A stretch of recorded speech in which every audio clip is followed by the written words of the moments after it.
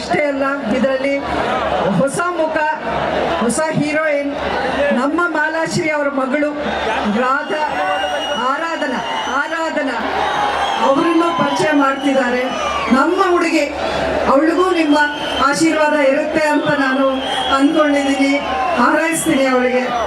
ಅಷ್ಟೇ ಅಲ್ಲ, ಈ ಇಡೀ ಚಿತ್ರತಂಡ ಹಲವಾರು ಒಳ್ಳೆ ಸೀನಿಯರ್ ಆರ್ಟಿಸ್ಟ್ ಎಲ್ಲರೂ ಇದರಲ್ಲಿ ಆ್ಯಕ್ಟ್ ಮಾಡಿದ್ದಾರೆ. ಶ್ರುತಿ ಇದ್ದಾರೆ, ಅವಿನಾಶ್ ಅವರಿದ್ದಾರೆ, ಇನ್ನೂ ಹಲವಾರು ಜನ ಇದರಲ್ಲಿ ಆ್ಯಕ್ಟರ್ಸ್ ಆ್ಯಕ್ಟ್ ಮಾಡಿದ್ದಾರೆ. ಅವರೆಲ್ಲರಿಗೂ ನನ್ನ ಅಭಿನಂದನೆಗಳು, ಶುಭಾಶಯಗಳು.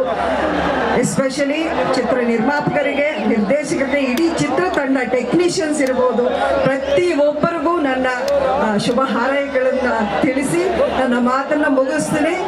Mandya will create history.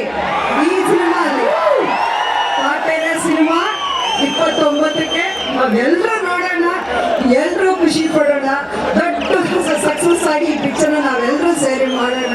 ನಿಮ್ಮೆಲ್ಲರ ಆಶೀರ್ವಾದ ಹೀಗೆ